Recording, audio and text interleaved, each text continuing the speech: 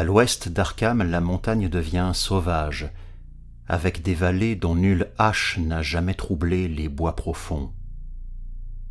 Il y a des ravins sombres et abrupts, où les arbres poussent avec des formes fantastiques et où coulent de maigres ruisseaux qui n'ont jamais reçu un rayon de soleil.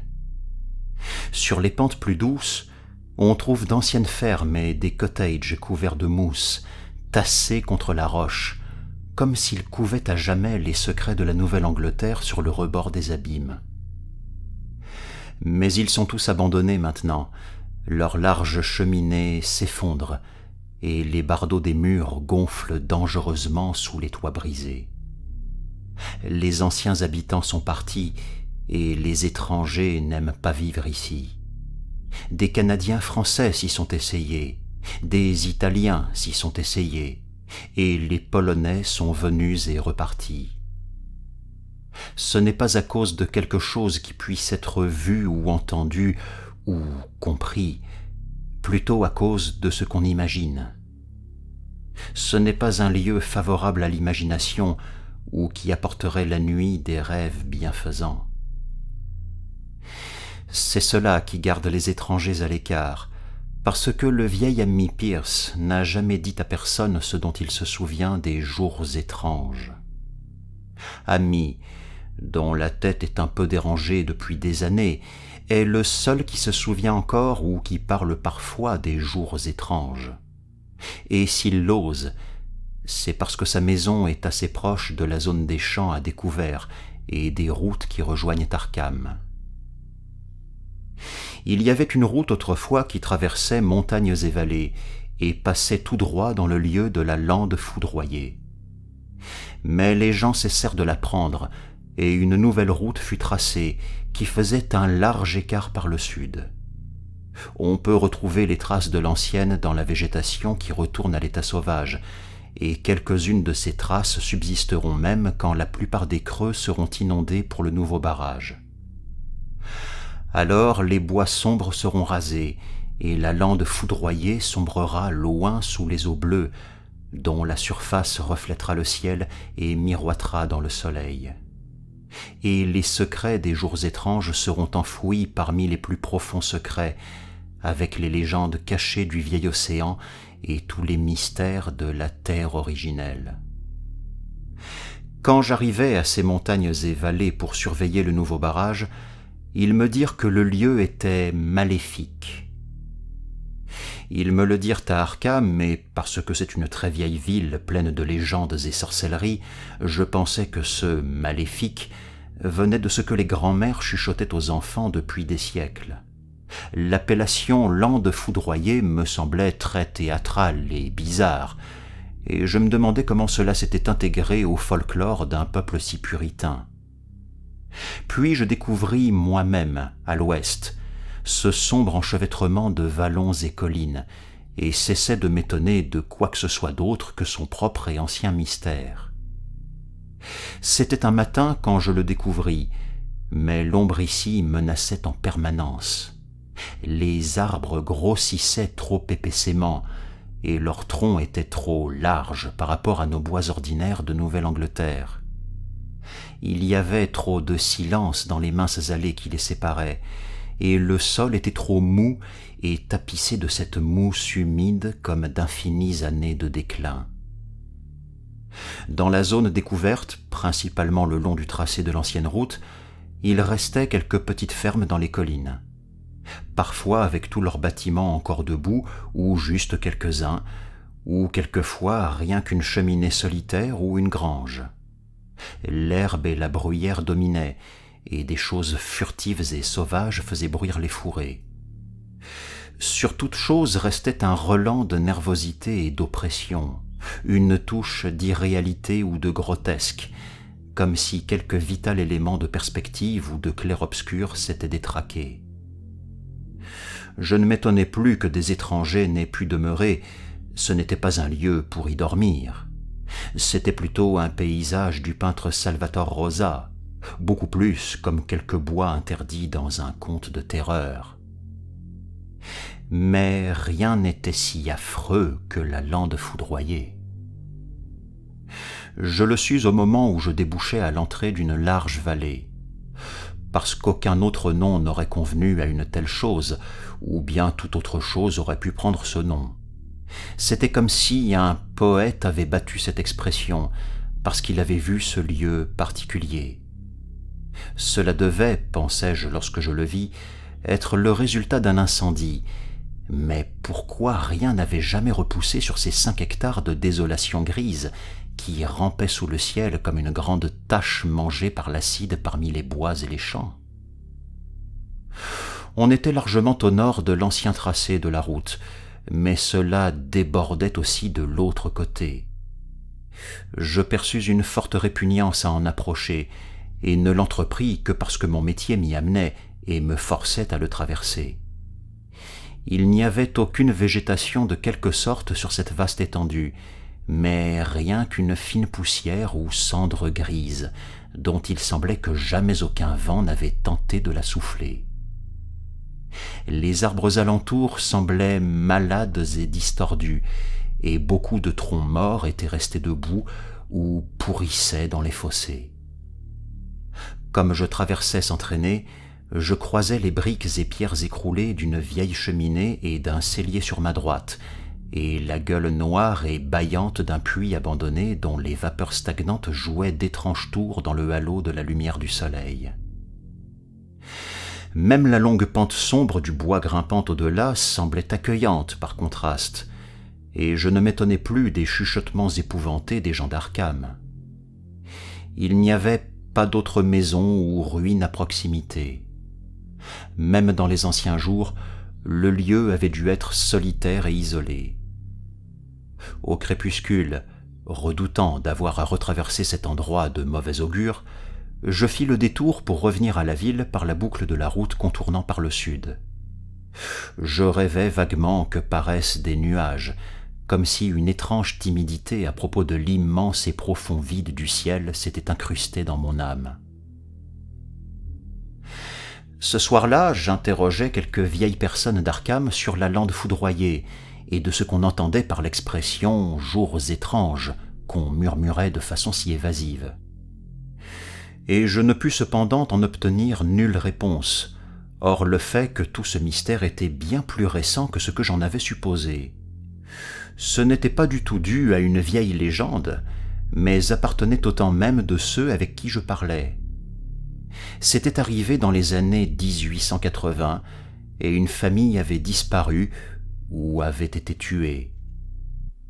Les témoins étaient flous, et parce que tous me dirent de ne pas accorder d'attention aux histoires folles du vieil ami Pierce, je partis à sa recherche dès le lendemain matin, ayant entendu dire qu'il vivait seul dans une vieille cabane chancelante, là où les bois recommençaient à se faire si épais. Un lieu effroyablement archaïque, et qui avait commencé à exhaler les miasmes et l'odeur qui traînent autour des maisons qui ont duré trop longtemps. Ce n'est qu'en frappant avec obstination que je pus réveiller le vieil homme, et quand il entrebâilla timidement la porte, je fus certain qu'il n'était pas heureux de me découvrir.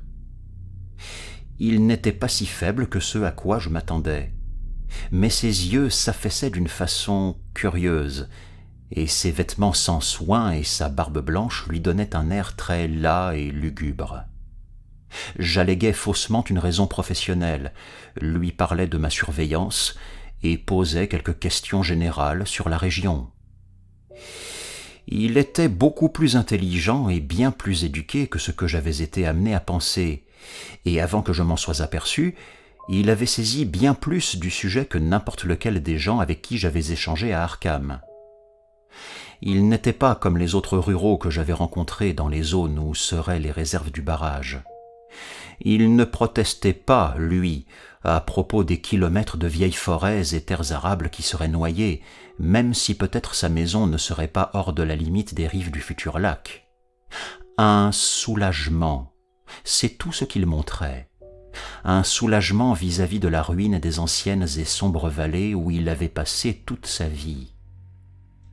Elle serait mieux sous les eaux désormais, mieux sous les eaux après les jours étranges. Et après ce début, sa voix enrouée devint grave, tandis que son buste se penchait en avant et que son index droit s'agitait de façon impressionnante. C'est alors que j'appris l'histoire, et tandis que la voix se perdait, raclait, sifflait, moi je frissonnais encore et encore en dépit de la chaleur de l'été.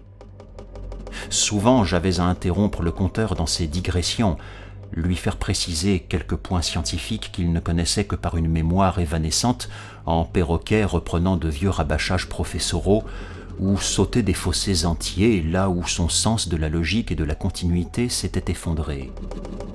Quand c'était le cas, je ne m'étonnais pas que son esprit se fût ébréché un peu, ou que les gens d'Arkham n'aimaient pas parler de la lande foudroyée. Je revins à mon hôtel avant que le jour tombe, ne souhaitant pas que s'éclairent au-dessus de moi les étoiles dans le vide. Et le jour suivant, je revins à Boston donner ma démission. Il ne me serait pas possible de revenir dans ce vague chaos de vieilles forêts et collines, ou me trouver à nouveau face à cette lande foudroyée toute grise, où le puits noir et profond bâillait près des briques et pierres effondrées. Le barrage serait bientôt construit, et tous ces vieux secrets seraient à l'abri pour toujours sous quelques brasses d'eau. Mais même ainsi, je ne crois pas que j'aimerais visiter de nuit ce pays, du moins quand les sinistres étoiles paraissent, et rien ne pourrait me forcer à boire de la nouvelle eau de la ville d'Arkham. Tout avait commencé, avait dit le vieil ami, avec le météorite. Avant ce temps-là, il n'y avait plus eu nulle légende sauvage depuis les procès des sorcières, et on craignait ces bois qui filaient vers l'ouest bien moins que la petite île de la Miskatonic, où le diable tenait son tribunal sur un curieux autel de pierre plus vieux que les Indiens. Il n'y avait pas de bois hanté, et leur fantastique crépuscule n'avait jamais été terrible jusqu'à ce que viennent les jours étranges. Alors avait surgi un midi ce nuage blanc, cette chaîne d'explosions dans l'air et cette colonne de fumée venue de la vallée loin depuis les bois. Et à la nuit, tout Arkham avait entendu ce grand rocher qui tomba du ciel et se logea dans le sol près du puits de la ferme de Nahum Gardner. C'était la maison tout auprès d'où la lande foudroyée s'étendrait, la coquette et blanche maison de Nahum Gardner, entourée de son potager fertile et de ses arbres fruitiers. Nahum s'était précipité en ville pour raconter la pierre qui était tombée et avait croisé Amy Pierce en chemin. Amy avait 40 ans cette année-là, et toutes ces choses bizarres se fixèrent fortement dans son esprit.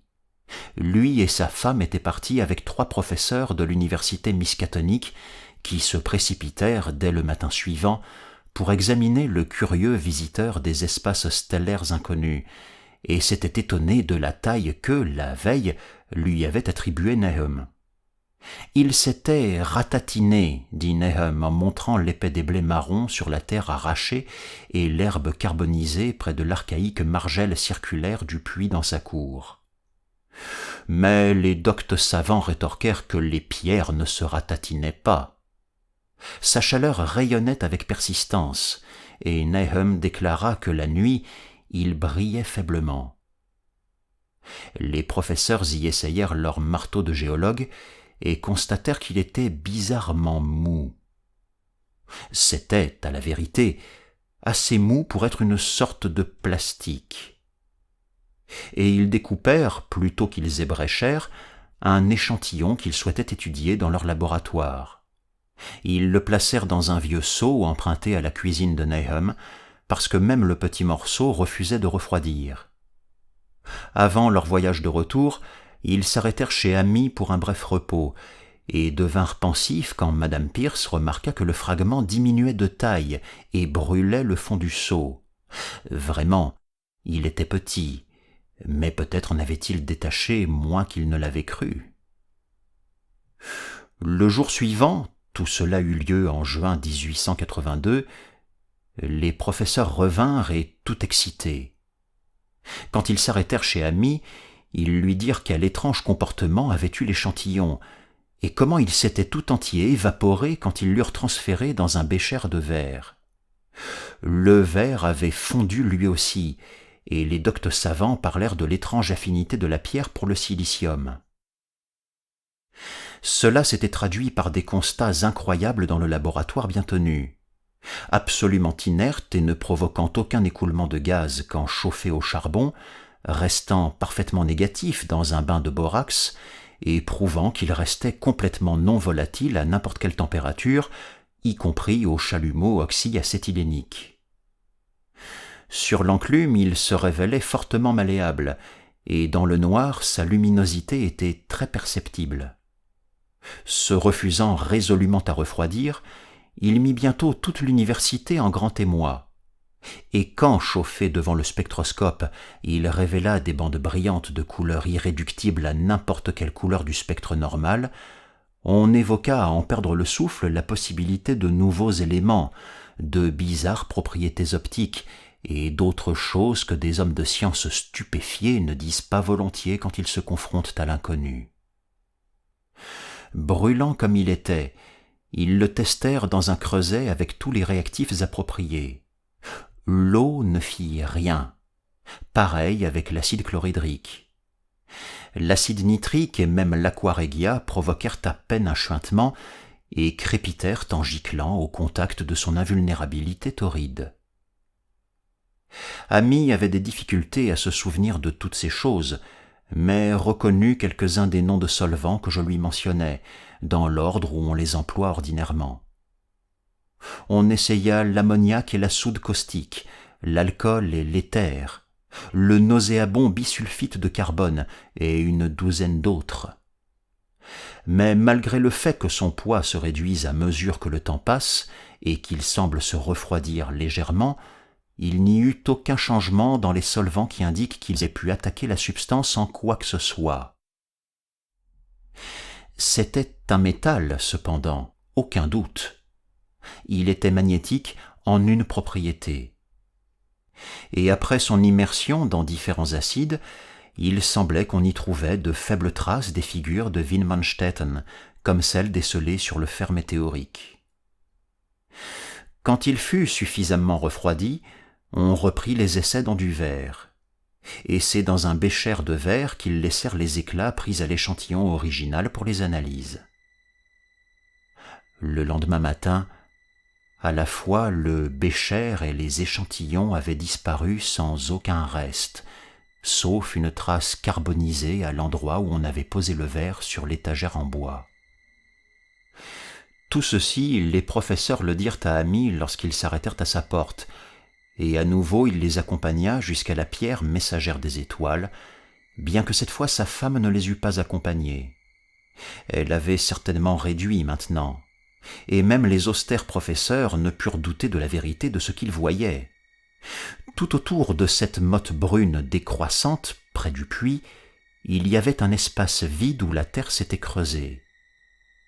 Et où il mesurait bien 7 pieds la veille, il n'en mesurait à peine plus que 5. C'était encore brûlant, et les savants étudièrent avec curiosité sa surface tout en détachant un autre échantillon, plus grand, avec leurs scies et marteaux.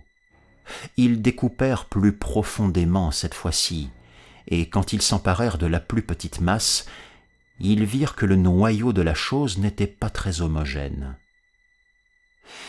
Ils avaient mis au jour ce qui semblait être le côté d'un considérable globule cassant inclus dans la substance.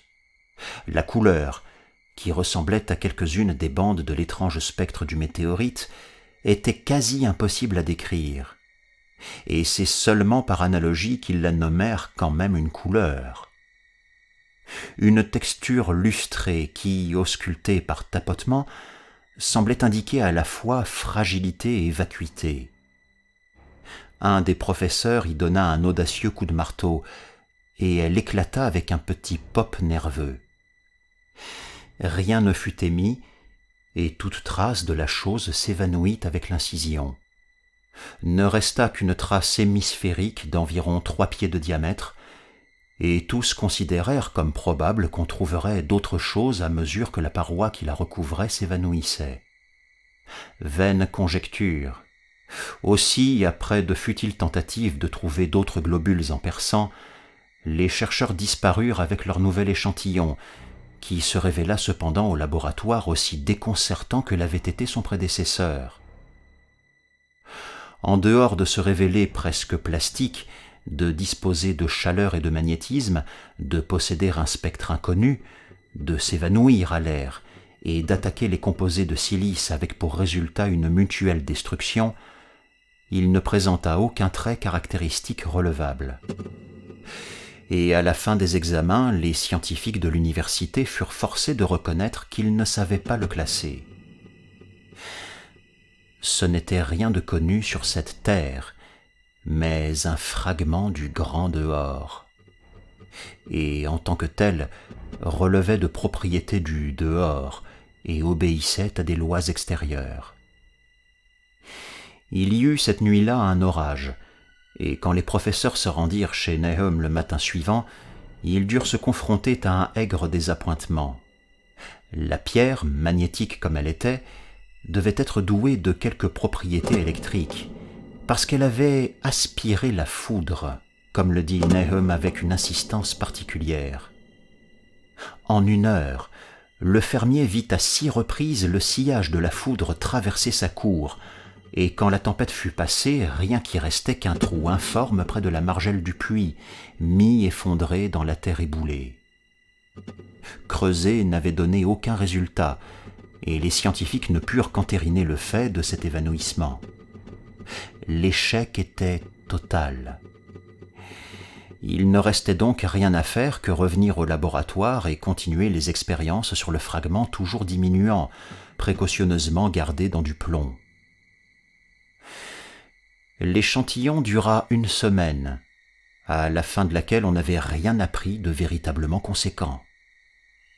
Quand il eut disparu, sans même un résidu derrière lui, à ce moment les savants furent pratiquement sûrs qu'ils avaient vu de leurs propres yeux un vestige énigmatique des abysses sans fond du dehors, message âpre et isolé des autres univers et des autres royaumes de matière, de force et d'entité. Comme de bien entendu, les journaux d'Arkham firent leur chou gras de l'incident, de son patronage scientifique, et envoyèrent des reporters interviewer Nahum Gardner et sa famille, y compris un journal de Boston qui envoya un journaliste, et Nahum devint rapidement une sorte de célébrité locale. C'était un homme svelte et affable, d'environ 50 ans, vivant avec sa femme et leurs 3 fils dans cette agréable ferme de la vallée. Lui et Amy se rendirent visite fréquemment, leurs femmes aussi, et Amy n'eut qu'à se louer de lui toutes ces années. Il semblait plutôt fier de la réputation que sa ferme avait attirée et parla souvent du météorite les semaines qui suivirent. Il fit chaud ces mois de juillet et d'août, et Nahum dut travailler dur à son foin sur les 10 hectares de prés qu'il cultivait du côté de Chapman's Brook. Son chariot grinçait dans les profondes ornières des chemins ombreux entre la ferme et les champs. Le travail le fatiguait plus que ce n'avait été le cas les autres années, et il se dit que l'âge commençait à se faire sentir. Alors vint le temps des fruits et de la moisson. Les poires et les pommes mûrissaient lentement, et Nahum se félicita de ce que ces arbres fruitiers prospéraient comme jamais auparavant. Les fruits grossirent jusqu'à atteindre une taille phénoménale et un éclat imprévu, dans une telle abondance qu'il dut construire de nouvelles claies pour accueillir la prochaine récolte. Mais quand ils furent à point, vint un triste désappointement. De tout ce déploiement succulent, pas un brin qui puisse être mangé. Au lieu de la fine saveur des pommes et des poires, surgissait une amertume furtive et maladive, et même la plus petite bouchée laissait un goût nauséeux. Et il en fut de même avec les tomates et les melons, et Nahum constata tristement que toute son année était perdue. Rapide à relier les causes, il prétendit que le météorite avait empoisonné le sol, et remercia le ciel que ses autres récoltes étaient sur la terre haute, plus loin sur la route. L'hiver vint très tôt et fut très froid. Ami vit Nahum moins souvent qu'auparavant, et remarqua qu'il avait l'air soucieux. Le reste de sa famille aussi, et tous semblaient devenus taciturnes. Et ils ne venaient plus qu'irrégulièrement faire leurs devoirs à l'église ou participer aux différentes activités sociales de la région. À cette réserve ou mélancolie, on ne trouva aucune cause, bien que toute la maisonnée ait confessé ici et là que leur santé n'était pas vaillante et ressentirent un vague sentiment d'inquiétude. Nahum lui-même en donna la plus évidente formulation quand il dit que le perturbaient certaines empreintes dans la neige. Il y avait les habituelles empreintes d'écureuils, de lapins et de renards, mais le fermier soucieux et troublé disait avoir remarqué quelque chose qui n'allait pas dans leur nature et leur arrangement. Ce n'était jamais évident, mais ça l'induisait à penser que ce n'étaient pas là les caractéristiques de l'anatomie et des habitudes que les écureuils, lapins et renards avaient d'ordinaire. Ami écoutait sans grande passion ces paroles, jusqu'à ce qu'une nuit, revenant en traîneau de Clark's Corners, il eut à passer près de la maison de Nahum. C'était une période de lune, et un lapin traversa la route, et les sauts de ce lapin n'avaient rien que ni Ami ni son cheval pussent aimer. Ce dernier, même, se serait enfui au galop si les rênes n'avaient pas été maintenues d'une main ferme. Alors Ami prit au sérieux ce que disait Nahum, et se demanda pourquoi les chiens de Gardner semblaient si effrayés et tremblants chaque matin. Ils en avaient, semblait-il, perdu même le réflexe d'aboyer.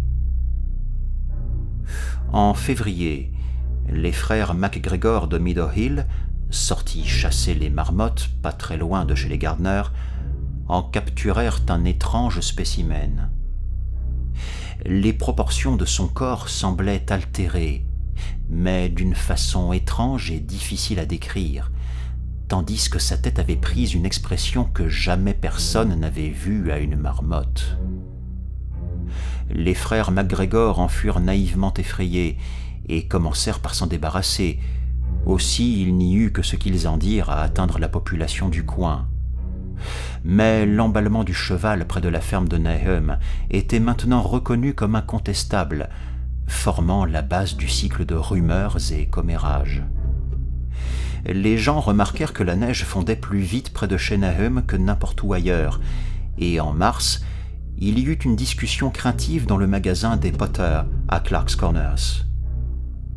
Stephen Rice était passé près de chez les Gardner le matin et avait remarqué les plants de choux émergeant des champs entre les bois et la route. On n'en avait jamais vu de cette taille auparavant, et ils étaient d'une étrange couleur qu'on ne pouvait décrire d'aucun mot. Leur forme était monstrueuse, et le cheval avait frémi en sentant une odeur qui frappa Stephen comme jamais perçue. Le même après-midi, plusieurs personnes se rendirent pour observer ces pousses anormales, et tous convinrent que jamais des plantes de cette sorte ne viendraient à pousser dans un monde sain. On évoqua incidemment les fruits avariés de l'automne précédent, et passa de bouche en bouche l'idée que la terre appartenant à Nahum était corrompue. Bien sûr, c'était le météorite. Et se souvenant de comment les universitaires avaient trouvé la pierre étrange, plusieurs fermiers évoquèrent le cas avec eux. Un jour, ils se rendirent en délégation chez Nahum. N'ayant pas de goût pour les contes inventés et le folklore, ils furent très pragmatiques dans ce qu'ils inférèrent. Les plants étaient certainement bizarres, mais tous les plants de choux ont plus ou moins des formes bizarres, et pareil pour l'odeur et la couleur. Peut-être que tel élément minéral venu de la pierre avait contaminé le sol, mais ce serait bientôt délayé et lavé. Et comme pour les empreintes et les réactions des chevaux, bien sûr, c'était surtout des ragots qu'un phénomène comme l'aérolite ne pouvait qu'engendrer.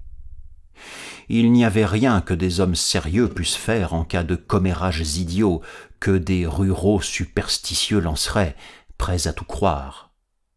Et cela fit aussi que pour toute la durée des jours étranges, les savants restèrent à l'écart, méprisants. Un seul parmi eux, quand on lui remit 2 fioles de poussière pour analyse dans les laboratoires de la police, environ 1 an et demi plus tard, se souvint que les couleurs étranges des plants de choux ressemblaient énormément à cette bande anormale de lumière émise par l'échantillon du météore, lorsque, analysé par le spectroscope de l'université, comme ce globule cassant trouvé à l'intérieur de la pierre venue des abysses. Les 2 échantillons avaient produit le même étrange spectre au début, même si plus tard ils en perdirent la propriété. Tout autour de la ferme de Nahum, les bourgeons vinrent prématurément aux arbres, qui la nuit s'agitaient sinistrement au vent. Le 2e fils de Nahum, Thaddeus, un gamin de 15 ans, prétendait qu'il s'agitait de la même façon quand il n'y avait aucun vent. Mais même les ragots ne tombaient pas jusque-là. Et pourtant une inquiétude restait en l'air. Tous les Gardner avaient pris l'habitude d'une écoute intense, même quand il n'y avait alentour aucun son qu'ils puissent sérieusement identifier. Une écoute qui tenait plutôt à ces moments où la conscience semblait glisser à moitié. Mais malheureusement, ces moments augmentaient de semaine en semaine, jusqu'à ce qu'il soit habituel de se dire qu'il y avait quelque chose de travers avec la famille de Nahum. Quand fleurirent les premières saxifrages, elles étaient elles aussi d'une couleur étrange. Pas celles des plants de choux exactement, mais jamais ceux qui les virent ne purent les relier à quelque chose de connu. Nahum en prit quelques fleurs et les emmena à Arkham pour les montrer au rédacteur de la Gazette, mais ce grand homme ne fit rien d'autre qu'en tirer un billet humoristique, dans lequel les peurs noires des ruraux étaient considérées avec un ridicule à peine poli. Ça avait été une erreur pour Nahum de montrer à un citadin enraciné la façon dont les moriaux, ces noirs papillons de la saxifrage, étaient devenus géants. Avec avril vint une sorte de folie dans le pays, et on cessa d'utiliser la route qui passait devant chez Nahum jusqu'à l'abandonner totalement. C'était la végétation.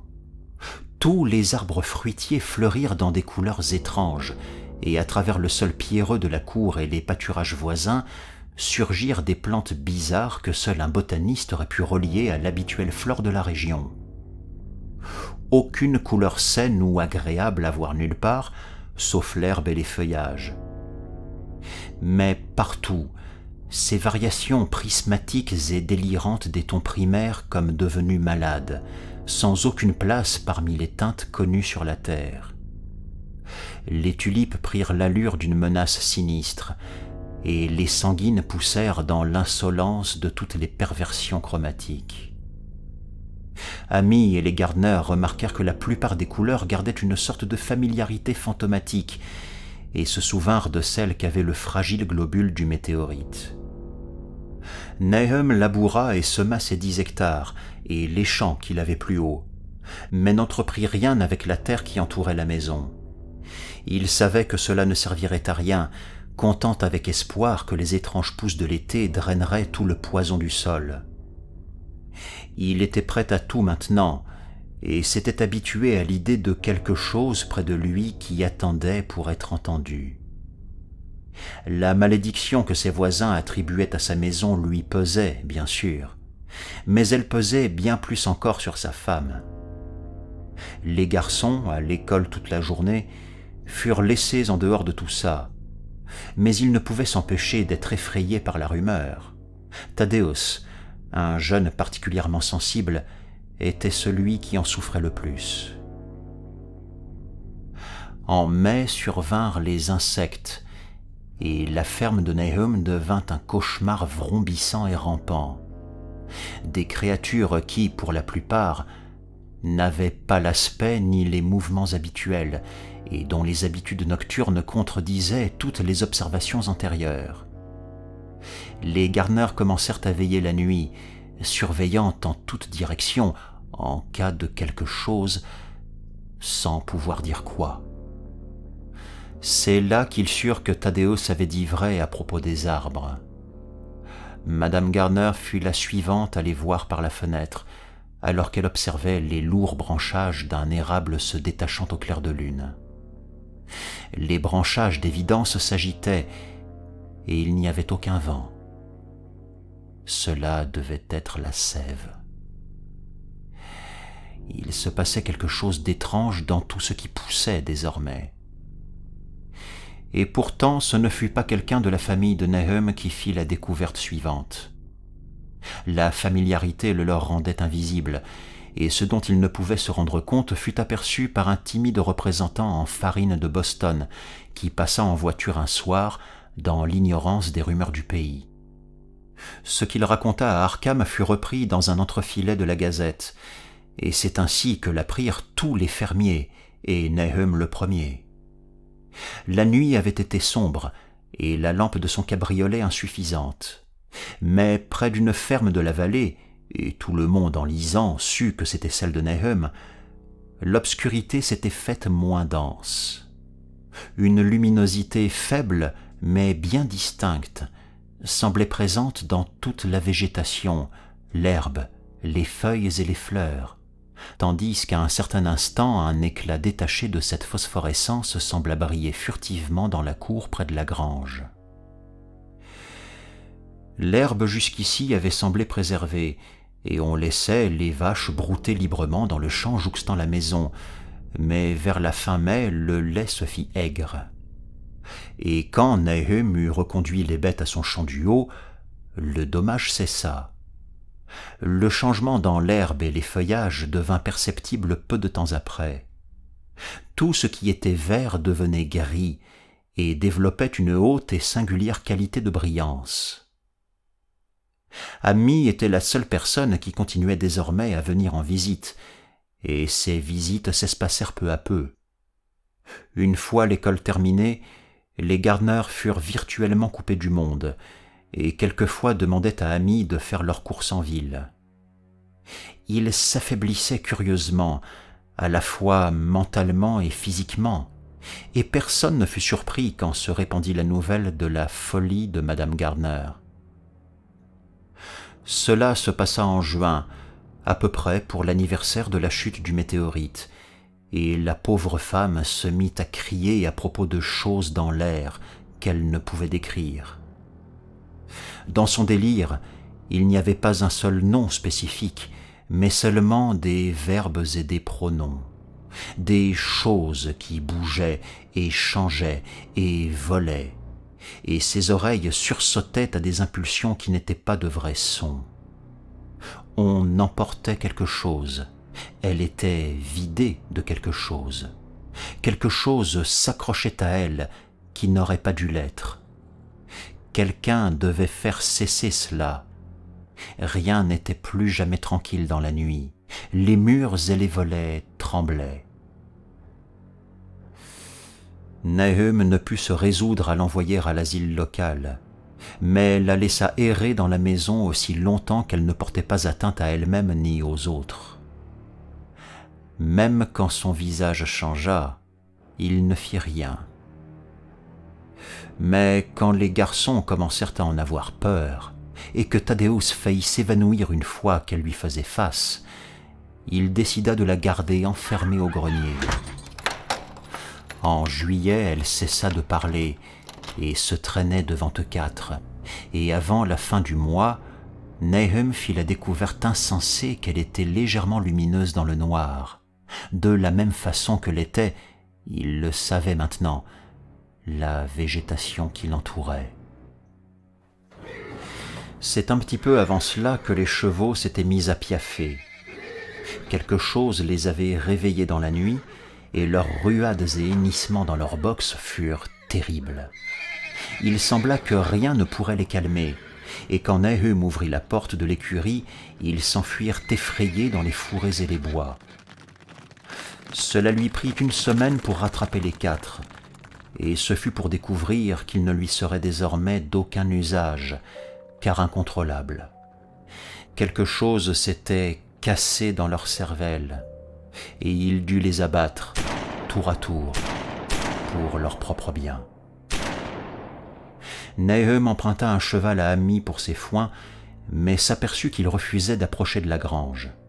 Il résistait, se dérobait, hennissait, et à la fin il n'eut plus d'autre moyen que de l'amener jusqu'à la cour, puis de pousser le lourd chariot à force d'hommes assez près du fenil pour transborder le fourrage.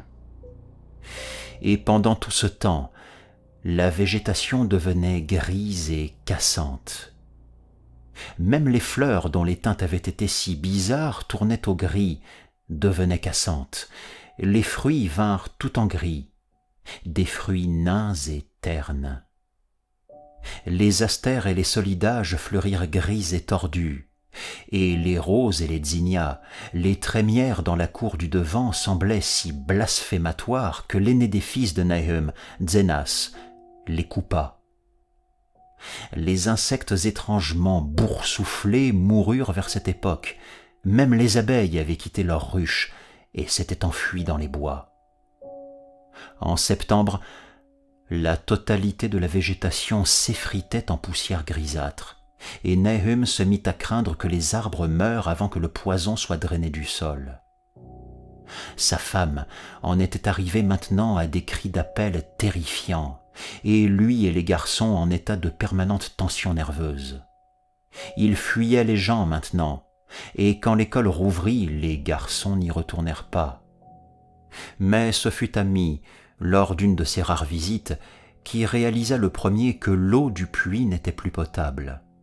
Elle avait un goût infect qui n'était ni exactement fétide ni exactement salé, mais Ami recommanda à son ami de creuser un autre puits dans un terrain plus haut et l'utiliser jusqu'à ce que le sol soit à nouveau sain.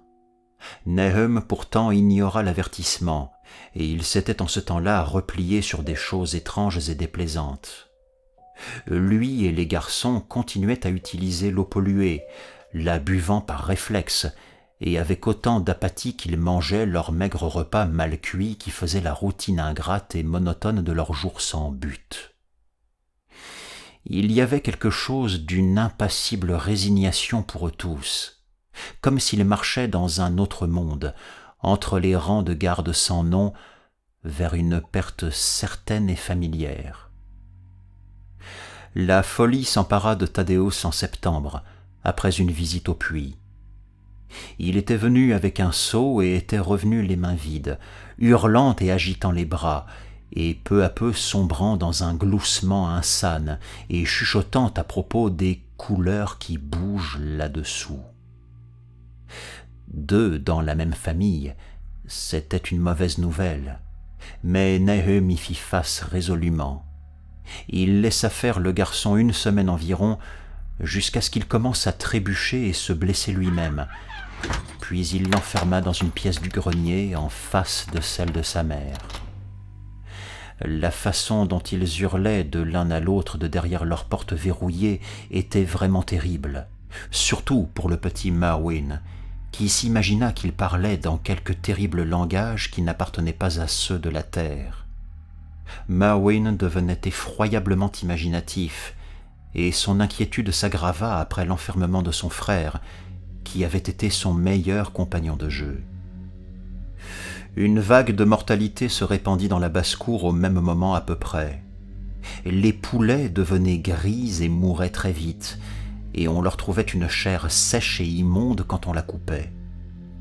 Les cochons prirent extraordinairement de la graisse, puis soudainement furent affectés de changements détestables que personne ne put expliquer. Leur chair était bien sûr inconsommable, et Nahum était à bout de sens. Aucun vétérinaire du coin ne voulait plus venir chez lui, et le vétérinaire de la ville d'Arkham était ouvertement déconcerté. Les porcs commencèrent aussi à devenir gris et cassants, et à tomber en morceaux avant même de mourir, et leurs yeux et leurs museaux développèrent des aberrations singulières. C'était totalement inexplicable, parce qu'ils n'avaient jamais été nourris avec les fourrages pollués. Puis quelque chose contamina les vaches. Certaines parties de leur corps, ou parfois le corps tout entier, se ratatinaient ou se rétrécissaient étrangement, entraînant d'atroces dislocations ou désintégrations. En dernier ressort, et il en résultait toujours la mort, il y avait ce mystère de devenir gris et cassant comme ce qui était arrivé au porc. Il ne pouvait être question de poison, parce que tous les cas s'étaient produits dans une étable verrouillée et au calme. Pas de morsure ni de parasite qui aurait pu apporter un virus, et quelle bête vivante au monde pouvait traverser un obstacle solide? Ce ne pouvait être qu'une maladie naturelle. Mais quelle maladie pouvait induire de tels résultats au-delà de toute idée humaine? Quand vint le temps de la moisson, il n'y avait pas un animal à survivre dans les environs, parce que le bétail et la volaille étaient morts et que les chiens s'étaient enfuis. Ces chiens, au nombre de 3, s'étaient tous enfuis une nuit et on n'avait plus entendu parler d'eux. Les 5 chats étaient partis quelque temps auparavant, mais on s'aperçut à peine de leur départ puisqu'il n'y avait plus de souris à attraper et que seule Madame Gardner avait apprivoisé ces élégants félins. Le 19 octobre, un Nahum chancelant entra dans la ferme d'Amy avec une nouvelle tragique. La mort avait pris le pauvre Thaddeus dans son grenier, et elle s'était produite d'une façon qui ne pouvait être racontée. Nahum avait creusé une tombe dans l'enclos familial derrière la ferme et y avait déposé ce qu'il avait trouvé. Il n'avait rien pu lui arriver du dehors, parce que la petite lucarne grillagée et la porte verrouillée étaient intactes. Mais c'était pire que ce qui était arrivé dans la grange. Amy et sa femme consolèrent l'homme effondré du mieux qu'ils le purent, mais tremblaient en le faisant. La terreur la plus directe semblait encercler les Gardner et tout ce qu'ils touchaient, et la seule présence de quelqu'un dans la maison était le souffle de contrées innommées et innommables. Amy raccompagna Nahum à contre-cœur et fit ce qu'il put pour calmer les sanglots hystériques du petit Merwin. Zenas n'avait pas besoin d'être calmé. Il était assez attardé pour ne rien faire que rester là et obéir à ce que son père lui disait. Et Amy pensa que c'était une belle pitié du destin. Plusieurs fois, des cris et des sanglots répondirent faiblement à ceux de Merwin depuis le grenier, et à son regard interrogateur, Nahum répondit à Amy que sa femme s'affaiblissait beaucoup. Quand vint la nuit, Amy se prépara à partir. Quelle que soit leur amitié, elle ne pourrait le faire rester dans ce lieu où réapparaissait la faible luminescence de la végétation et où les arbres s'agiteraient ou ne s'agiteraient pas même sans vent. C'était une grande chance pour Amy qu'il ne soit pas trop imaginatif. Même si de telles choses existaient, son esprit ne s'y penchait que peu.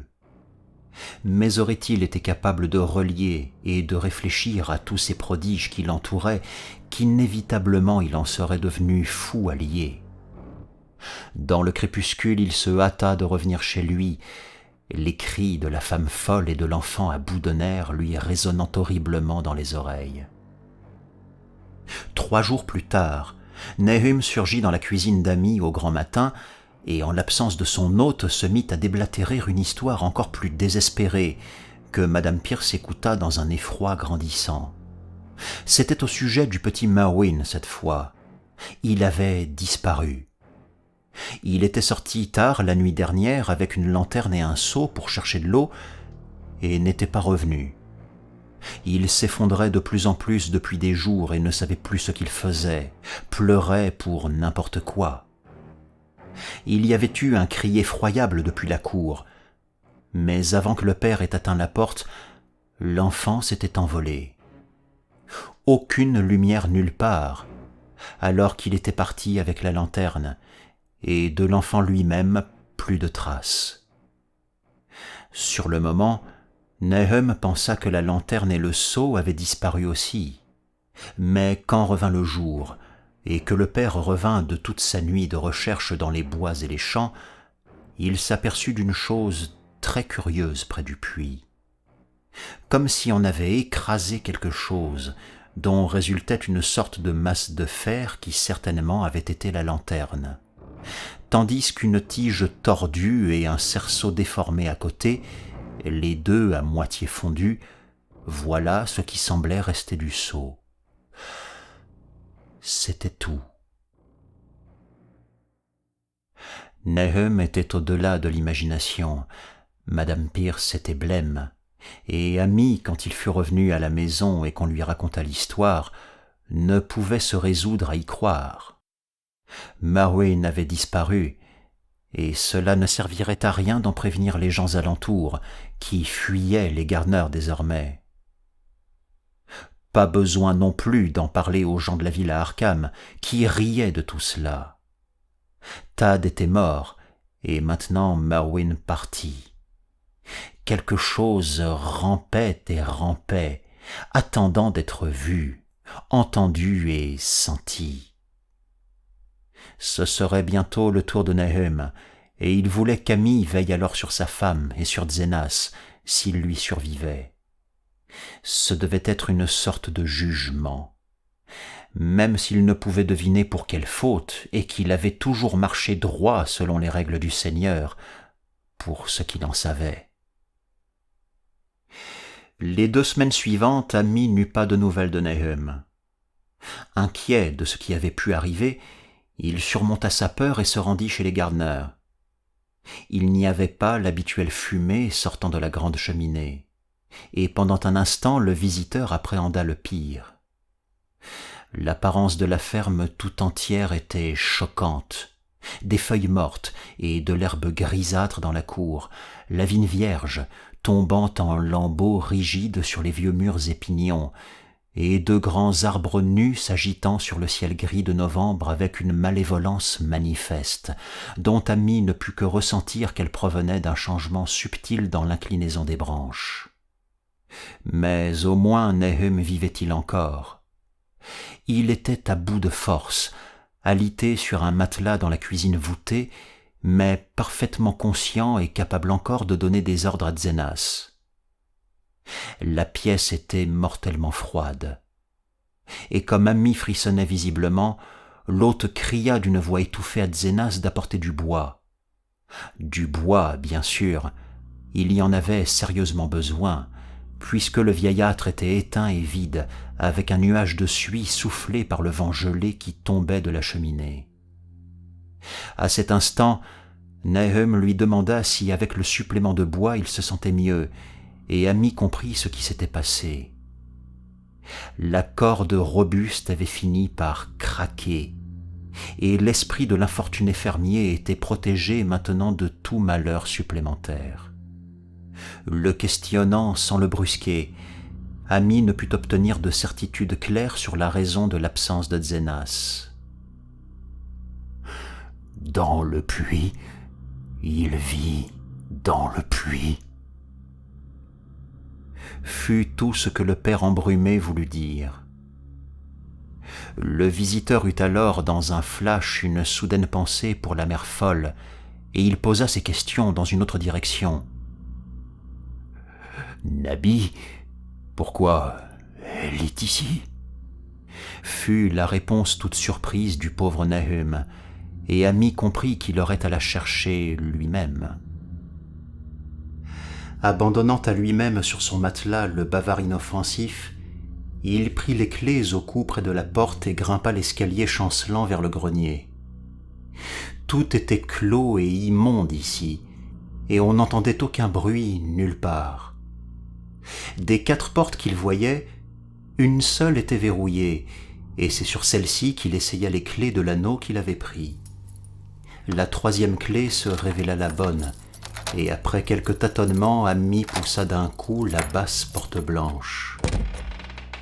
Il faisait très sombre à l'intérieur, parce que la fenêtre était petite et obscurcie par des barreaux de gros bois, et Amy d'abord ne distingua rien du tout sur le plancher nu.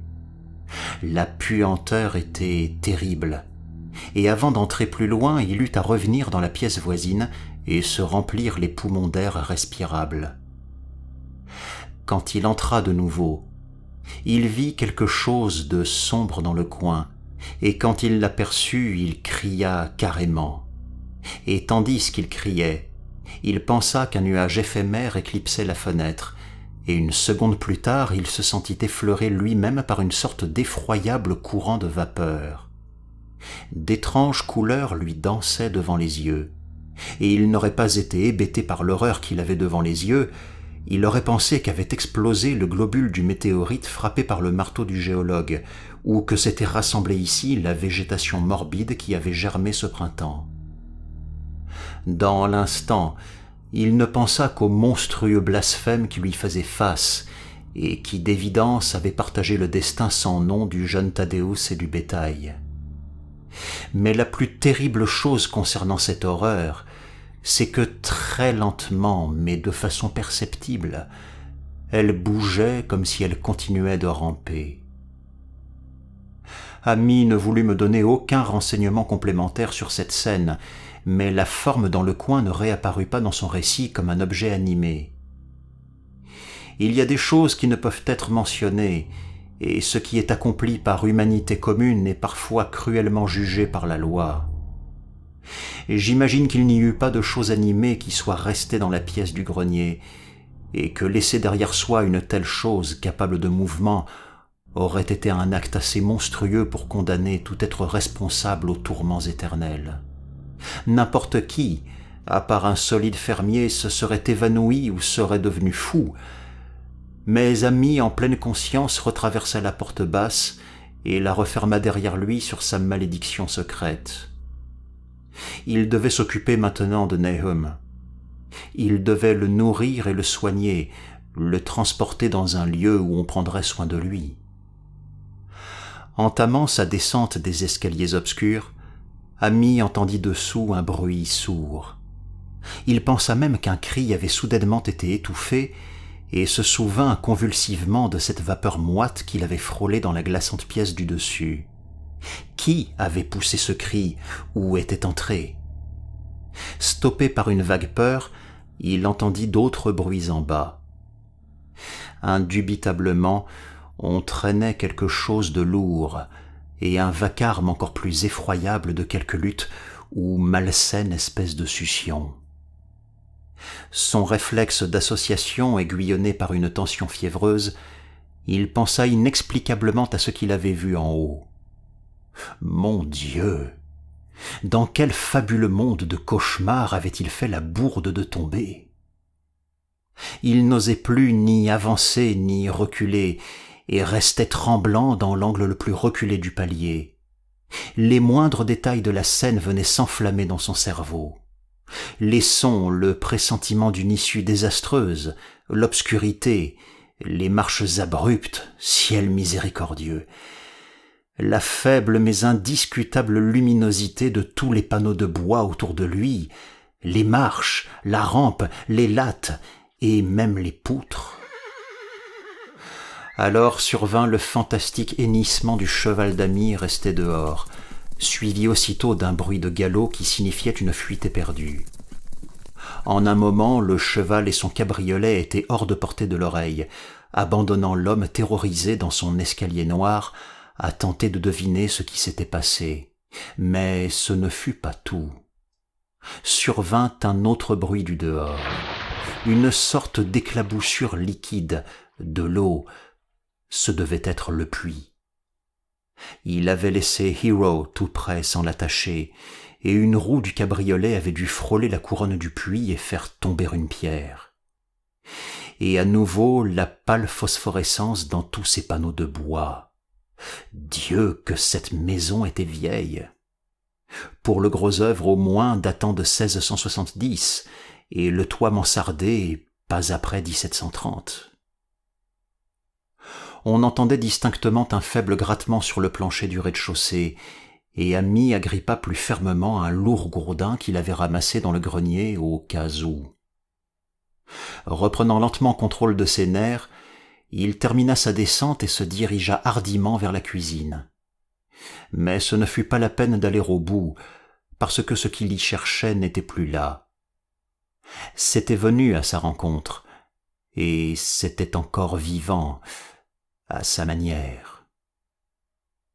Si cela rampait ou si c'était remorqué par une force extérieure, Ami n'aurait pu le dire, mais la mort s'en était emparée. Tout s'était passé dans la dernière demi-heure, mais l'affaissement, le gris, la désintégration avaient déjà fait leur ouvrage. Il y eut un horrible bruit de cassure, et des fragments secs s'écroulèrent. Ami ne pouvait le toucher, mais regardait horrifié cette parodie distordue de ce qui avait été un visage. « C'était quoi, Nahum? C'était quoi ?» cria-t-il, et les lèvres fendues, gonflées, furent juste capables de crépiter leur ultime réponse. « Rien, la couleur, ça brûle. C'est froid, mouillé, mais ça brûle. Ça vit dans le puits, je l'ai vu, genre de fumée, juste comme les fleurs le printemps dernier, puis brille la nuit. Tad, Murney et Zenas, tous ils vivent, ça bouffe la vie de tout. Dans cette pierre, ça doit venir de cette pierre, empoisonne tout autour. C'est pas ce que ça veut, ce truc rond.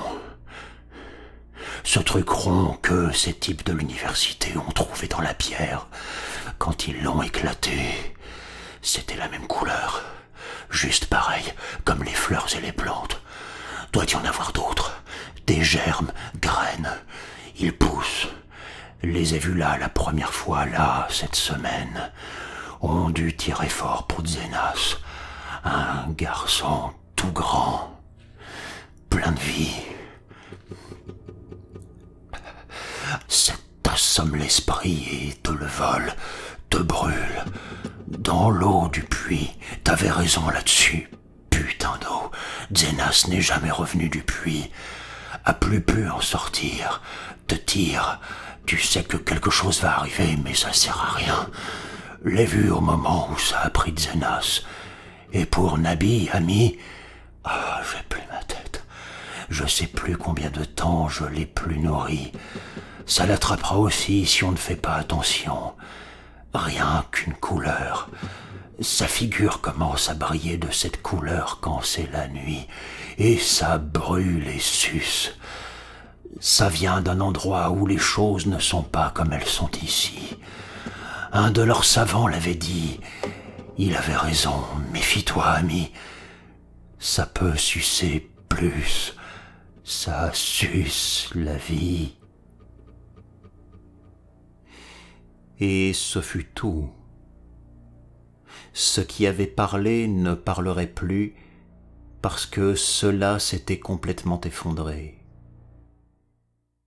Ami ramassa une nappe rouge et la posa sur ce qui restait, puis ouvrit la porte arrière donnant sur les champs. Il grimpa la colline jusqu'au pâturage d'en haut et revint chez lui par la route nord et les bois. Il n'avait pu se résoudre à passer près du puits qui avait effrayé son cheval. Il l'avait examiné de derrière la fenêtre et constaté qu'aucune pierre ne manquait à la margelle, ce qui signifiait que son cabriolet entraîné n'avait rien heurté du tout. L'éclaboussure provenait d'autre chose, quelque chose qui s'était jeté dans le puits après ce qui avait été fait au pauvre Nahum. Quand Ami reparut chez lui, le cheval et le cabriolet étaient revenus depuis longtemps, jetant sa femme dans les griffes de l'angoisse. La rassurant sans rien lui expliquer, il repartit aussitôt pour Arkham et déclara aux autorités que la famille Gardner n'était plus. Il n'entra dans aucun détail, mais parla principalement de la mort de Nahum et de Nabi, celle de Thaddeus étant déjà enregistrée, et suggéra que la cause en semblait la même affection qui avait tué leur bête. Il déclara aussi que Mawin et Zenas avaient disparu.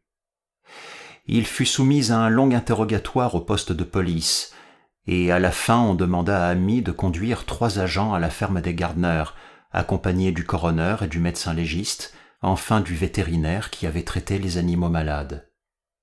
Il le fit malgré sa volonté, parce que l'après-midi s'avançait et qu'il craignait la tombée de la nuit en ce lieu maudit, même si c'était plus rassurant d'avoir autant de monde avec lui. Les 6 hommes suivirent son cabriolet dans leur propre fiacre et arrivèrent sur les 16 heures à la ferme infectée.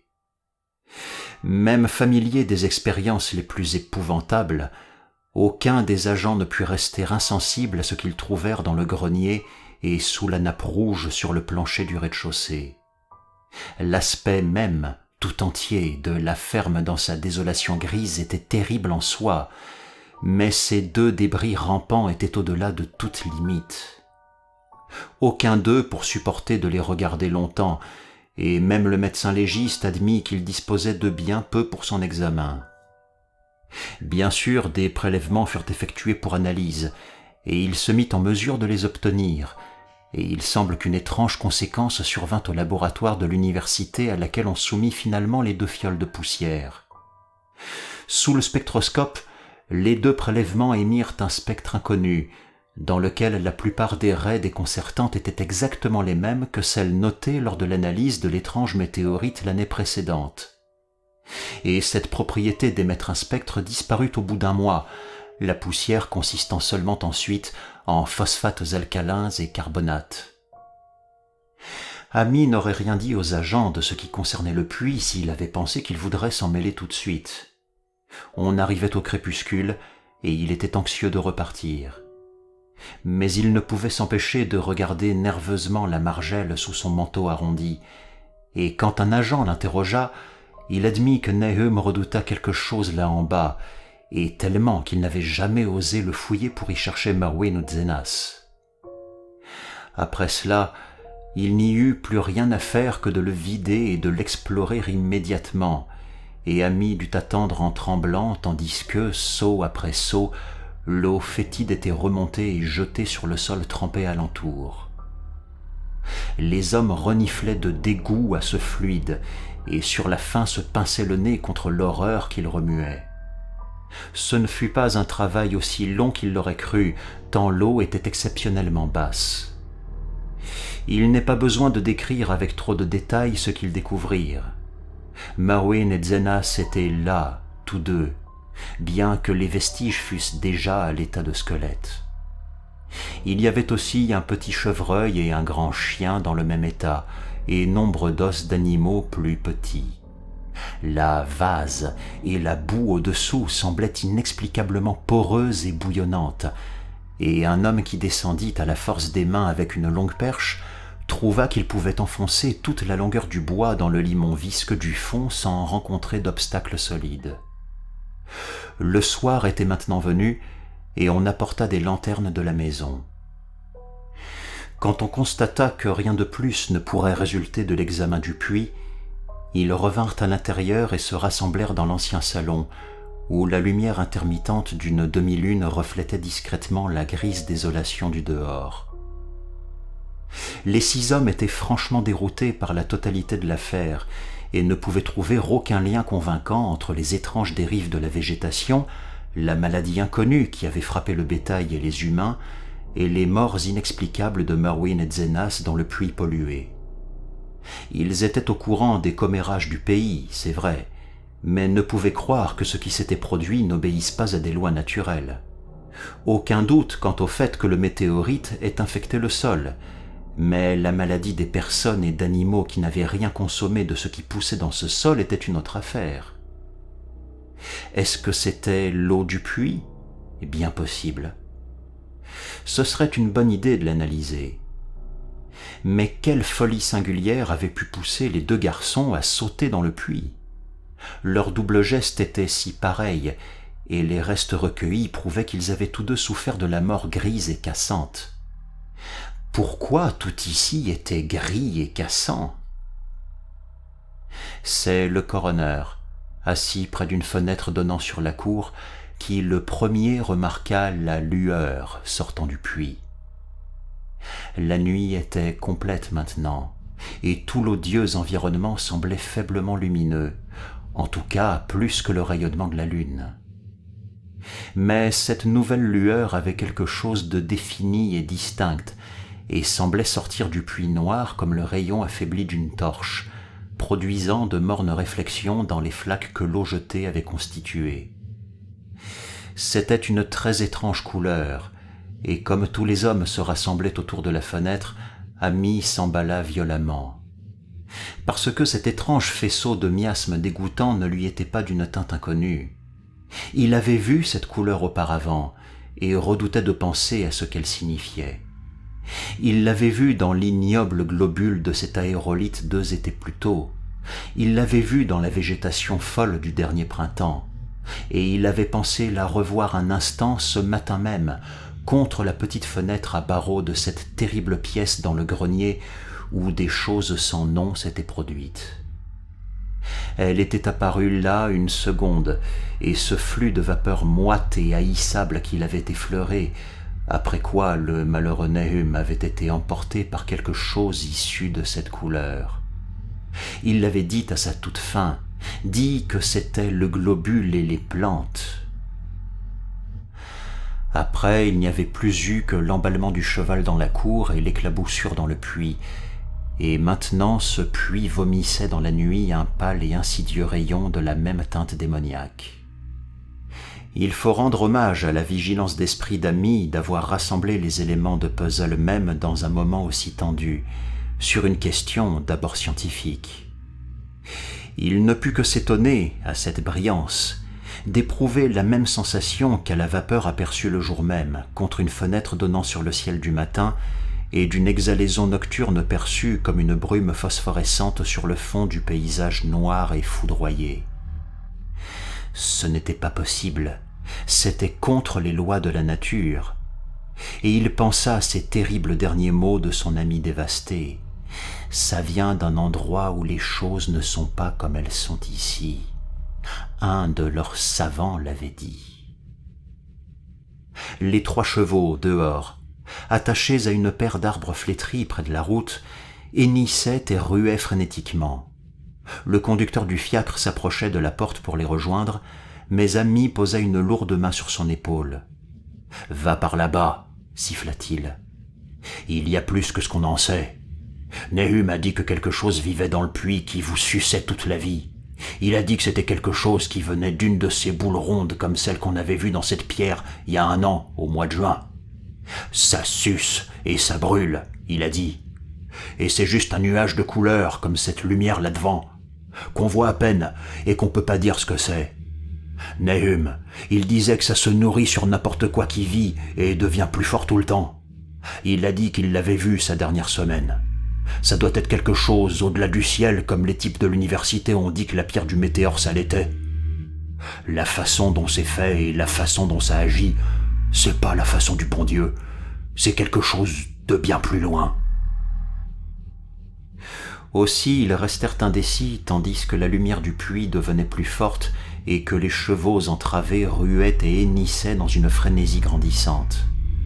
C'était vraiment un moment affreux, avec la terreur dans cette maison ancienne et maudite, 4 monstrueux déblais de morceaux, 2 de la maison et 2 du puits, dans une caisse en bois derrière, et cette flèche d'une iridescence inconnue et contre nature surgit des profondeurs devant eux. Ami avait retenu le cocher sur une impulsion, sans se souvenir comment lui-même était sorti indemne après l'effleurement de cette vapeur colorée dans le grenier, mais peut-être c'était aussi bien qu'il ait agi comme il l'avait fait. Personne ne saura jamais ce qu'il y avait au dehors cette nuit, et que, malgré le blasphème du dehors, il n'y ait pas eu d'homme blessé ni à l'esprit atteint, et personne pour savoir ce qu'il n'aurait pas dû être fait à cet ultime moment, quand cette force grandissait et que le ciel nuageux sous la lune déployait les signes d'un danger inconnu. Tout d'un coup, un des agents près de la fenêtre émit un court et profond hoquet. Les autres le regardèrent et aussitôt suivirent son propre regard vers le point où son propre égarement avait été soudain bloqué. Il n'y avait pas besoin de mots. Ce qui avait été si disputé dans les commérages du pays n'était plus discutable, et c'est à cause de cette chose que tous les hommes présents s'accordèrent silencieusement plus tard à propos des jours étranges et n'en parlèrent jamais à Arkham. Il est tout d'abord nécessaire de prévenir qu'aucun vent ne soufflait à cette heure du soir. Ce fut le cas un peu plus tard, mais absolument pas à ce moment. Même les tiges sèches qui subsistaient de l'herbe à moutarde, grise et charbonneuse, et le fanion sur le haut du fiacre étaient immobiles. Et pourtant, du sein de ce calme tendu et impie, les hautes branches nues de tous les arbres dans la cour s'agitaient. Elles remuaient, de façon spasmodique et morbide, griffant les nuages qu'éclairait la lune dans une folie convulsive et épileptique, grinçant impuissamment dans l'air vicié comme si secouées par une chaîne de liens étrangères et sans corps avec les horreurs se tordant en convulsions sous leurs noires racines. Plus un homme ne respira pendant de longues secondes. Alors un nuage noir plus épais s'interposa sous la lune, et la découpe des branches folles disparut momentanément. Ce fut un cri général, rauque, étouffé, mais presque similaire dans chaque gorge. Parce que la terreur ne s'était pas évanouie avec l'image, mais que dans cet effrayant instant d'obscurité totale, les veilleurs aperçurent, se trémoussant sur le haut des arbres, un millier de faibles points de rayonnement profane, agitant chaque branche comme le feu Saint-Elme ou les flammes qui tombèrent sur la tête des apôtres à la Pentecôte. C'était une constellation monstrueuse de lumière surnaturelle, comme un essaim gonflé de lucioles nourries de cadavres dansant une sarabande d'enfer sur un marécage maudit. Et sa couleur était la même intrusion sans nom qu'Amy s'était accoutumé à reconnaître et à craindre. Et pendant tout ce temps, le faisceau phosphorescent qui surgissait du puits devenait de plus en plus large, imposant au sens des hommes blottis les uns contre les autres une idée de destruction et d'anormalité qui outrepassait toute image que leurs esprits conscients auraient pu former. Ce n'était plus quelque chose qui brillait, mais quelque chose qui se déversait. Et quand le flux sans forme de l'implacable couleur quittait le puits, il semblait s'envoler directement vers le ciel. Le vétérinaire, en tremblant, alla jusqu'à la porte de devant et la verrouilla de son lourd barreau de bois. Amy ne tremblait pas moins, et ne put que montrer un poing en le désignant, faute de pouvoir contrôler sa voix, quand il voulut qu'il remarque la luminosité grandissante des arbres. Les hennissements et ruades des chevaux étaient de plus sauvagement effrayés, mais pas un de ceux du groupe de la vieille maison ne se serait aventuré là-bas, quelle qu'en aurait été la récompense terrestre. Maintenant, la brillance des arbres augmentait, tandis que les branches sans repos se hérissaient de plus en plus à la verticale. Le bois de la voûte sur le puits brillait aussi maintenant, et un des policiers tendit avec stupeur le doigt vers les cabanes de bois et les ruches près du mur côté ouest. Il commençait à briller aussi, même si le fiacre et le cabriolet des visiteurs semblaient pour l'instant ne rien subir. Alors on entendit une commotion puissante et un galop sur la route, et quand Amy orienta la lampe pour mieux voir, ils réalisèrent que les 2 chevaux effrayés avaient brisé leurs entraves et s'étaient enfuis avec le fiacre. Le choc eut pour effet de délier les langues. On échangea des réflexions embarrassées. « Ça contamine tout ce qui est organique autour d'ici », bredouilla le médecin légiste. Personne ne répondit, mais l'homme qui était descendu dans le puits suggéra l'idée que sa longue perche pouvait avoir réveillé quelque chose d'intangible. « C'était horrible », dit-il.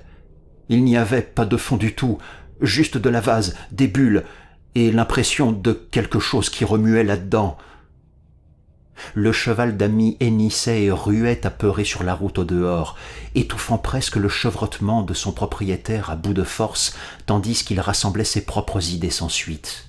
« Ça vient de cette pierre, elle pousse là-dessous, elle attrape tout ce qui vit, elle se nourrit de ça, du corps et de l'esprit. Tad, Murney, Zenas, Nabi et Nehum le tout dernier, ils ont tous bu de cette eau.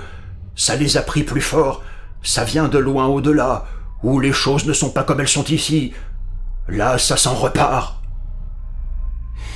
Et tandis que la colonne de couleur inconnue s'enflait soudain plus fort et commençait à s'enrouler elle-même dans la fantastique suggestion d'une forme que chaque témoin plus tard décrirait différemment, Alors vint du pauvre Hero entravé un bruit que nul homme jusqu'ici ni depuis n'avait jamais entendu d'un cheval. Chacun dans la salle basse et voûtée tendit l'oreille, et Amy se détourna de la fenêtre, empli d'horreur et de nausée. Les mots ici ne peuvent convenir. Quand Amy regarda de nouveau, la malheureuse bête gisait abattue et inerte sur le sol au clair de lune entre les brancards brisés du cabriolet. C'était ce qui restait de Hero jusqu'à ce qu'il le brûle, le lendemain. Mais à présent il n'était pas temps de se plaindre. Un des policiers, au même instant, attirant leur attention sur quelque chose de terrible dans la pièce même, avec eux. En l'absence de toute lumière, il était clair qu'une faible phosphorescence avait commencé de contaminer l'habitation entière. Elle étincelait sur le bois nu du plancher et le bout d'un tapis en peau de bête, brillait dans les franges des rideaux des fenêtres à petits carreaux. Cela montait et descendait dans les linteaux, scintillait sur les étagères et la cheminée, infectait même les portes et les meubles. Chaque minute il voyait ça forcir, et à la fin il devint clair que toute vie saine devait quitter la maison. Amy leur désigna la porte du fond, puis les conduisit sur le chemin des champs du haut. Ils marchèrent en trébuchant comme dans un rêve, n'osant même pas regarder en arrière jusqu'à ce qu'ils fussent sur le plateau. Encore une chance qu'il y eût ce chemin, parce qu'ils n'auraient pu s'enfuir par devant, près du puits. C'était assez d'avoir allongé la grange et les cabanes luminescentes, et ces arbres fruitiers brillants avec leurs contours ratatinés et monstrueux. Mais grâce au ciel, les branches ne faisaient que se hérisser vers le haut. La lune disparut derrière de lourds nuages noirs, tandis qu'ils traversaient le rustique pont sur le Chapsman's Brook, et c'est en tâtonnant à l'aveugle que d'ici ils rejoignirent l'espace ouvert. Quand ils se retournèrent vers la vallée, loin de la ferme des Gardner, la vue au fond était effrayante. Toute la ferme brillait de ces hideux spectres de couleurs inconnues. Les arbres, les bâtiments et même les herbes et les prés qui n'avaient pas été réduits encore à ce gris cassant létal. Les branches étaient toutes attirées vers le haut, dressées comme la langue d'immondes flammes, et des coulées flamboyantes du même feu monstrueux rampaient désormais sur les toits de la maison, de la grange et des cabanes. C'était une scène digne d'une vision de Fuseli, et partout autour régnait cette débauche de luminosité amorphe, cet arc-en-ciel de poison secret, étranger et sans dimension venant du puits, bouillonnant, flairant, lapant, attrapant, scintillant, forçant et boursouflant malignement dans son chromatisme cosmique inconnaissable. Alors, sans transition, la chose hideuse surgit verticalement vers le ciel comme une fusée ou un météore, sans sillage derrière elle, disparaissant à travers un trou rond curieusement régulier dans les nuages, avant qu'aucun des hommes n'ait pu sursauter ou crier. Aucun des témoins pour jamais oublier ce qu'ils avaient vu, et Amy contemplait ébahi la constellation du Cygne, d'énèbres scintillantes au-dessus des autres, là où la couleur inconnue s'était dissoute dans la Voie lactée. Mais c'est la terre qui rappela aussitôt son regard, à cause d'un craquement dans la vallée. C'était juste ça, juste du bois qui se déchire et qui casse, et pas une explosion, comme le prétendirent plusieurs des autres témoins. Le résultat cependant fut le même, puisque dans un seul instant effréné, kaléidoscopique, surgit de la ferme maudite et condamnée un cataclysme éruptif éblouissant d'étincelles d'une couleur et nuance surnaturelles. Brouillant le regard des rares qui le virent, et envoyant au zénith un bombardement nuageux de fragments de telles fantastiques couleurs que notre univers se devait de les renier. Se repliant rapidement dans une seule vapeur, ils suivaient la grande chose morbide qui avait disparu, et en une autre seconde ils disparurent aussi. Derrière, au-dessous, il n'y avait plus qu'une obscurité dans laquelle eux n'auraient pas osé se risquer, et levait un vent qui sembla tout balayer de noires rafales gelées surgies de l'espace interstellaire. Cela mugissait et hurlait, et fouetta les champs et les bois distordus dans leur folle frénésie cosmique, jusqu'à ce que les témoins tremblants réalisent qu'il ne servait à rien d'attendre la lune pour savoir ce qui restait là-dessous de la ferme de Nahum. Trop terrorisés pour risquer des théories, les 7 hommes secoués se dirigèrent vers Arkham par la route du nord. Amy était le plus atteint de tous et les supplia d'entrer dans sa propre cuisine au lieu de repartir tout de suite pour la ville. Il ne souhaitait pas traverser le reste de la nuit dans les bois tremblants de vent, tout seul dans sa maison au bord de la route principale. Parce qu'il avait subi un choc supplémentaire, qui fut épargné aux autres, qui le marqua pour toujours d'une peur maussade, dont il n'osa jamais faire part pendant les années à venir. Comme ses compagnons regardaient fermement droit devant eux pour escalader la colline sous la tempête pour rejoindre la route, Amy un instant s'était retourné pour un dernier regard sur cette noire vallée de désolation où son ami infortuné avait trouvé son dernier abri. Et depuis ce lieu dévasté et lointain, il avait vu quelque chose s'élever lentement, uniquement pour revenir sombrer à l'endroit même d'où la grande horreur informe s'était élancée vers le ciel. C'était juste une couleur, mais pas n'importe quelle couleur de notre terre ou du ciel. Et parce qu'Amy reconnaissait cette couleur, il sut que cette ultime et faible lueur resterait tapie et menaçante dans le puits, et n'a jamais trouvé le repos depuis. Amy n'avait jamais voulu retourner sur les lieux. C'est presque il y a un demi-siècle maintenant que l'horreur avait surgi, mais il n'y était plus jamais allé, et se réjouissait que le nouveau barrage l'engloutisse. Je le serais, moi aussi, parce que je n'aime pas la façon dont changea la couleur du jour autour de la gueule du puits abandonné quand j'y passais. J'espère que les eaux seront toujours assez profondes, mais même ainsi je n'en boirai jamais. Je ne crois pas que je puisse désormais revenir dans le pays d'Arkham. 3 des hommes qui étaient venus avec Amy y retournèrent le matin suivant pour voir les ruines à la lumière du jour, mais il n'y avait pas vraiment de ruines. Seulement les briques de la cheminée, les pierres du cellier, quelques bouts de ferraille ou des déblais minéraux ici et là, et le rebord du puits néfaste. Or le cheval d'Amy qui était mort, et qu'ils tirèrent à l'écart et brûlèrent, lui rapportant le cabriolet, tout ce qui était doté de vie avait disparu.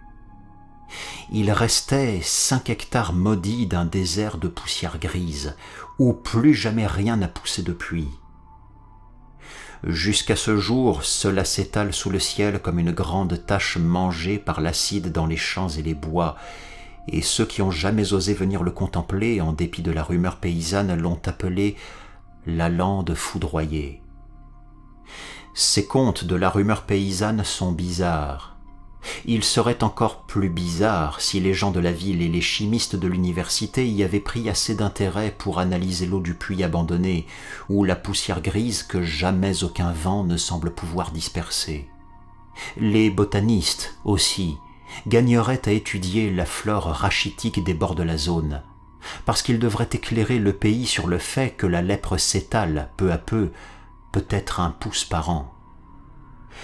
Des gens disent que la couleur des prés aux environs n'est pas comme elle devrait au printemps, et que des animaux sauvages laissent d'étranges empreintes dans la légère neige d'hiver. La neige, qui ne semble jamais aussi épaisse sur la lande foudroyée qu'elle l'est tout autour. Les chevaux, les quelques chevaux que nous avons gardés à l'âge des moteurs, restent nerveux dans la vallée silencieuse, et les chasseurs n'osent pas détacher leurs chiens trop près de la tache de poussière grise.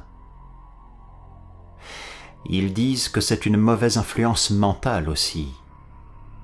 Ils furent nombreux à devenir bizarres dans les années après la fin de Nahum, et toujours la force de partir leur manqua. À ce moment-là, les gens d'esprit sain avaient quitté la région, et ce n'étaient que les étrangers qui tentaient de vivre dans les vieilles fermes écroulées. Et cependant nul ne put rester. Et on se demande parfois quelle perception différente des nôtres leur avait induit leur propre tradition magique. Leurs rêves, la nuit, protestent-ils, sont vraiment horribles dans cette contrée grotesque. Et il suffit sûrement d'apercevoir ce sombre domaine pour en tirer des imaginations maladives. Aucun voyageur n'a jamais échappé au sentiment d'étrangeté dans ces ravins profonds, et les artistes tremblent quand ils peignent ces bois épais dont le mystère frappe autant l'œil que l'esprit. Je suis moi-même curieux de cette sensation que j'ai ressentie dans ma première marche solitaire avant qu'Amy me raconte son histoire. Quand vint le crépuscule, j'eus vaguement le désir que des nuages s'assemblent, tandis qu'une bizarre timidité devant le profond vide du ciel s'était emparée de mon esprit. Ne me demandez pas ma propre opinion. Je ne sais pas, c'est tout. Il n'y a personne d'autre qu'Amy à qui poser des questions, parce que les gens d'Arkham se refusent à parler des jours étranges, et les 3 professeurs qui avaient examiné l'aérolithe et son globule de couleur sont morts. Il y avait d'autres globules, tout dépend de ça. L'un a dû se nourrir lui-même et échapper, et il y en eut probablement un pour lequel c'était trop tard. Aucun doute qu'il est encore en bas dans le puits. Je sais qu'il y avait quelque chose qui n'allait pas dans la lumière du soleil que je vis refléter sur ce cloaque. Les gens d'ici disent que la tache s'étend d'1 pouce par an. Aussi cela continue peut-être de grandir et de se nourrir encore aujourd'hui. Mais quel que soit ce démon, on doit le retenir, ou il continuera de s'étaler, et vite. Est-ce relié aux racines de ces arbres qui griffent l'air? Un des commérages habituels d'Arkham est à propos de ces chênes, qui brillent et s'agitent la nuit quand ils ne le devraient pas. Si on parle de matière, je suppose que la chose qu'a décrite Amy peut être appelée un gaz, mais un gaz qui n'obéirait pas aux lois qui sont celles de notre cosmos. Il ne s'agit pas du fruit d'un de ces mondes ou astres qui scintillent sur les télescopes et les clichés photographiques de nos observatoires. Ce n'est pas l'haleine des cieux dont les astronomes mesurent les mouvements ou les dimensions, ou qu'ils considèrent trop vastes pour le faire.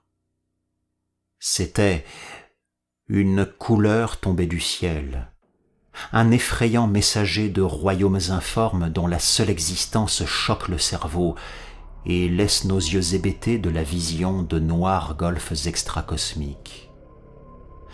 Cela m'étonnerait grandement qu'Amy m'ait menti consciemment, et je ne pense pas que son histoire soit cette lubie ou folie dont les gens de la ville m'avaient prévenu.